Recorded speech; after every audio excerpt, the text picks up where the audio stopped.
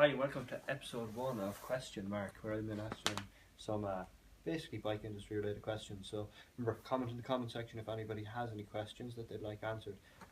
First thing we're going to discuss in episode 1 is people come into us in the shop all the time, and they're always faced with the same question of, I want to start cycling, I want to do a bit of biking, I want to get a little bit fitter, maybe I have a bike to work scheme to avail of, maybe I don't, just want to buy a bike, and really it's just such a minefield as to what type of bike do I need. We've all been that person, the person looking at the minefield of bikes. Do I need a mountain bike, do I need a road bike, a hybrid, and what is a hybrid, and what do I need, and I'm afraid of drop bars, I want drop bars. So try to answer some of those questions. So the first thing that we would always ask to somebody when they come into the shop, and the first thing I'd ask you to think about if you're considering buying a first bike, is what are you going to do with the bike? How are you going to use the bike, and what's your plan for the bike, or what do you see yourself doing? Picture the fit you and the cyclist you, and what do you see yourself doing?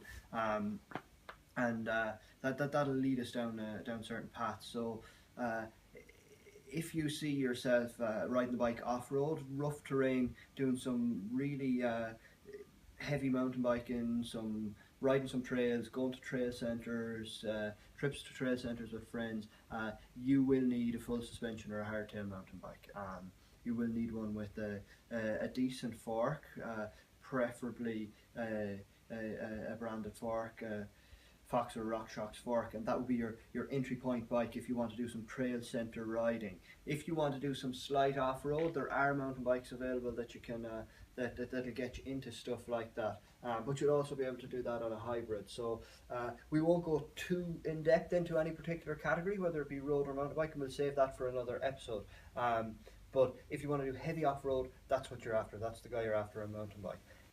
So if you've ruled out a mountain bike and you're pretty sure you don't want to do any heavy off-roading for now, you're in a position that a lot of customers of ours find themselves in. They want a bike to get into a bit of fitness. They know it's probably going to be on the road, maybe going to be on the trails with the kids, maybe going to be in the forest park, and they're the questions you really need to figure out to decide what type of road or hybrid bike you want.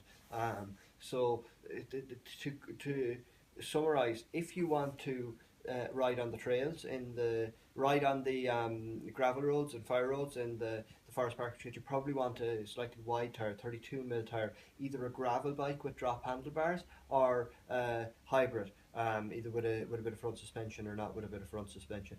If you want to ride on the road, and you want to do sub 20k spins, so you want to ride on the road for a bit of fitness, maybe a little bit of biking in and out to work, you probably want a hybrid with narrower tyres, no suspension. Suspension takes up a lot of the force of your pedal stroke, and it adds a lot of weight, so it becomes a slower bike. So you want a non-suspension, something like a Ridgeback Velocity. And if you want to go a little bit further with it, if you want to ride on the road, if you want to possibly do some charity cycles and build up to doing 40 or 50 kilometres, or build up to doing some sportives, you really want to go for a drop handlebar road bike. You limit the amount of time you will be comfortable spending a bike on any flat bar bicycle once you go over probably 20 kilometres. The reason for this really is hand positions. With the idea of drop bars, and the reason for having drop handlebars, yes, it's for racers to get aerodynamic, but really it's for the advantages having multiple handlebar positions, so you can hold onto the tops, the hoods, the drops, many different positions in the same bar, which means you can comfortably ride the bike for that bit longer.